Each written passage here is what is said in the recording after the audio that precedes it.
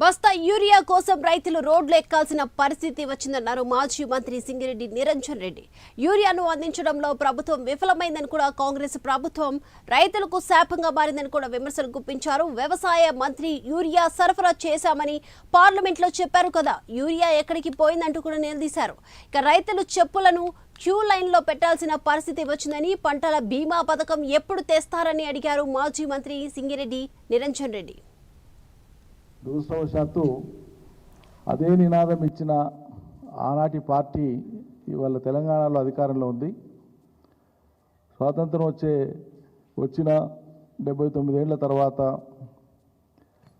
ఆ దినోత్సవం జరుపుకుంటున్నటువంటి శుభ సందర్భంలో కూడా రాష్ట్ర వ్యాప్తంగా రైతులు జై కిసాన్లు నై యూరియా అని చెప్పి రోడ్ల మీదకి ఎక్కి చెప్పులు లైన్లలో పెట్టి పడరాని పాటలు పడుతున్నారు.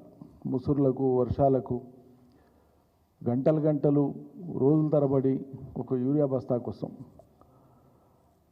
ఎంత దయనీయమైన పరిస్థితి అంటే, ఆధార్ కార్డులు తీసుకొని రండి అని చెప్పి ఆధార్ కార్డులు కూడా తీసుకొని పోతే పెళ్ళామూడు కలిపి ఒకటే బస్తా ఇచ్చి పంపిస్తున్నారు, మనిషికో బస్తా అని చెప్పి. మరి యూరియా అనేటువంటిది ప్రజలు తీసుకొని పోయి ఎక్కడో ఏదో ఇంకోలాగా వాడుకునే వస్తువు కాదు, మారకం చేసుకునే వస్తువు కాదు, ఇతరులకు అమ్మే వస్తువు కాదు, లేకుంటే బ్లాక్ మార్కెట్ చేసేది కాదు.